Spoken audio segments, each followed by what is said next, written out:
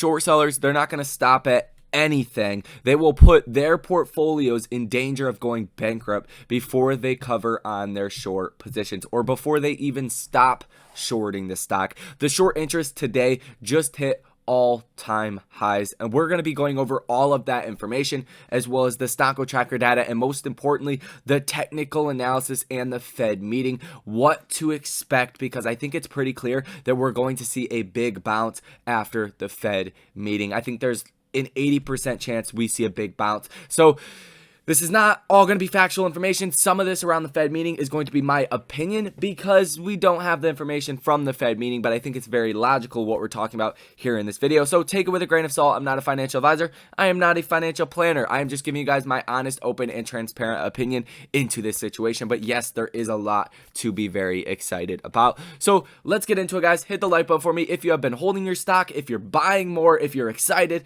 Let me know that information by hitting that like button. Consider subscribing to the channel as well. So AMC is actually seeing a little bounce today. If we pull this out to the 1 minute candlestick chart, you guys can see we have just been selling off all day. Now we're getting a clean bounce at the bottom. We were just at $22.53 per share, and it is almost noon at the time of filming this video. So we do have 2 hours until the Fed report comes out, and then another half an hour after that, so 2.5 hours from now, until we do get Fed Jerome Powell that is speaking. You're going to see that first initial reaction based off of the Fed report, and this is going to be so incredibly important. If you guys just take a look at CNBC, what the main headline is, all investors, this is all they care about today and for the next probably week after this, is digesting what exactly this means for the marketplace. But as you guys can see, this article says the Federal Reserve is expected to take a very big step towards a rate hike, basically raising rates. Now, why this is so important, and why the verbiage Fed Jerome Powell speaks is going to be so important, because they have to get through tapering before they really start to raise interest rates. If they start tapering at a increased speed of 2 or 3 times as fast, that puts you closer to actually being able to see a rate hike increase.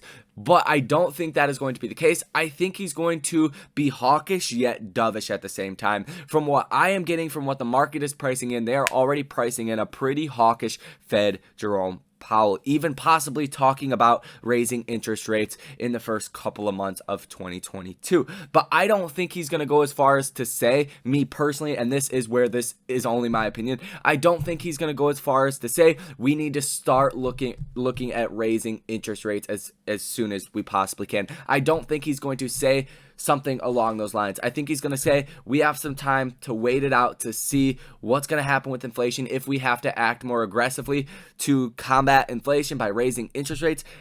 I think they're going to send that message where they're not forced to raise rates right now. That's what you don't want to see, is people, the market participants, thinking the Fed is forced into raising interest rates. Something like we seen in the 80s where inflation was 15% and the interest rates had to go to almost 20% to combat that. That meant the interest rates were higher than inflation just to bring inflation down. I don't think you're going to get a lot of that hawkish verbiage, but do expect for a faster taper like the markets have already priced in. And you've been seeing, I mean, if you've taken a look at your portfolio, it's gotten absolutely beat down unless you're in some consumer discretionary stocks that can pass inflation costs on to people or just pass their costs on to the end consumer.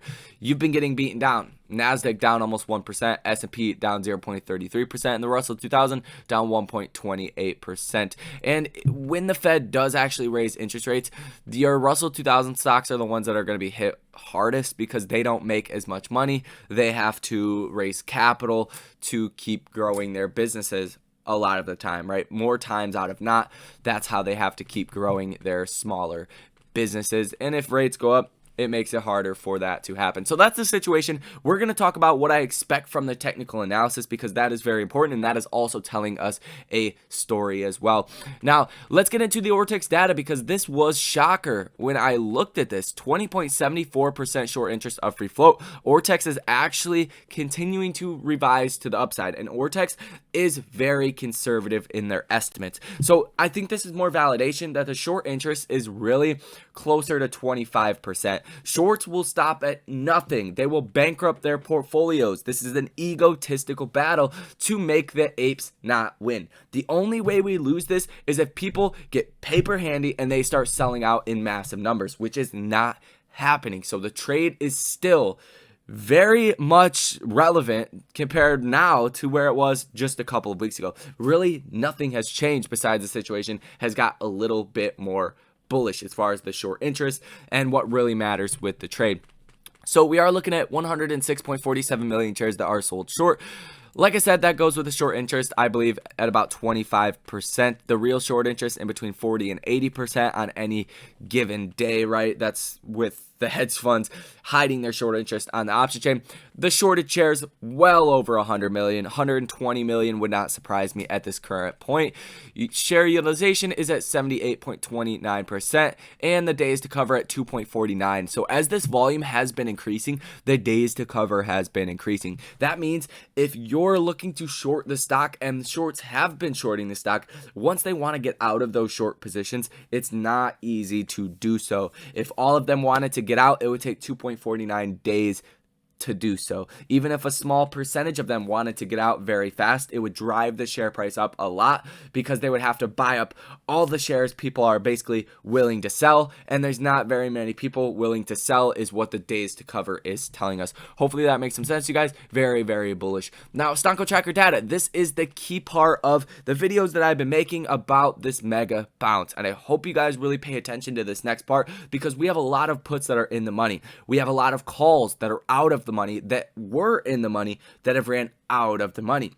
When the stock does bounce after this Fed meeting, probably tomorrow, I don't know how much of a bounce you'll see at the end of the day today. We're only going to have an hour left after the Fed meeting does end at about 3 o'clock. I do expect a little bounce, and then I do expect Thursday and Friday to be that bigger bounce because of the puts that are in the money. If they run out of the money, you have to see rapid de-hedging because they expire on Friday. Same thing with the calls that are such a low amount, 15,000, almost 16,000 calls that are in the money, 446,000 calls that are out of the money. Once those out of the monies run into the money, and at the same time, the puts run from into the money out of the money, that is two fronts of major buying power that will have to happen and basically hedge out the puts to the upside in case it starts to go against the market makers, and the calls, same thing, to the upside if they start to go against them as well. Just a lot of buying power that's going to have to go into the stock in a very fast time frame. So I do expect a big bounce. After that, we know January 21st, 2022 is going to be the next biggest date. But I am really liking what I am seeing from the option chain as well as the short interest. There's a lot of shorts that have just gotten into these short positions that don't really want this egotistical battle with the apes. I mean, who really does in their right mind? If you were just shorting this because it makes sense to short these kind of stocks, right? These kind of companies in this environment when we're in limbo between we don't know what's going to happen with the Fed, we don't know what's going to happen fully with Omicron. AMC is a big target of short sellers, and that's why the short interest continues to go up at such a rapid rate that it has. But like I said, not all of these guys are going to want to be in these short positions for an extended period of time. I do think after we get clarification from the Fed, you will also see shorts wanting to cover on some of those short-term short positions.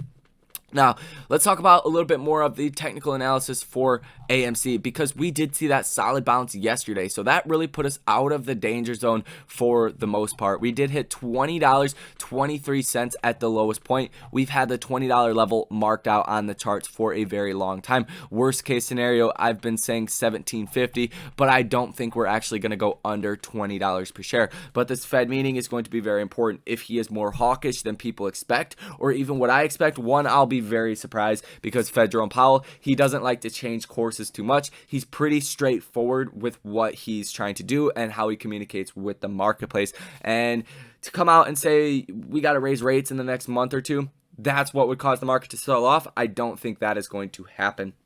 Now, like I said, worst case scenario, 1750. What I think will happen with this bounce, once you see that, basically that coil that I've talked about with all the option activity, all the short-term shorts, all the people that have sold out that are going to want to buy back in, we're coiled up. We're going to see that coil explode to the upside, or it's just going to stay coiled throughout the rest of the week, and we'll continue to stay down at these elevated levels. I think you're going to see a big pop. As far as where we could go during a big pop, I think it's safe to say we could cross above $28 per share, head up to the 200-day moving average at $32.06 per share. That's really what I expect by the end of this week, as long as the Fed meeting goes as I am explaining to you guys. $35, that's probably the best case scenario. What I really think is going to happen, I think we will close in between $28 and $26.50 by the end of the week, and that's just considering a mild bounce in AMC stock. So that's basically going to be all for this video. There's a lot more to go over today, a lot of action. I just want you guys to know, forget the haters, forget what everybody else says. If you have conviction in your trade, then that's the only thing that matters. I've been buying the dip. Let me know if you've been buying the dip as well down below in the comment section of this video. Check out the pinned comment. Go ahead, follow me over on Twitter, as well as the link for the buy and sell alerts. If you guys want to be notified every time I make a trade in real time, that is your way to do that. Link for public. If you want to send your AMC orders to the lit exchanges, get up to $1,000 in free stock, then check that out as well. Love and appreciate you guys. Thank you for watching this video. I will see you in the next one.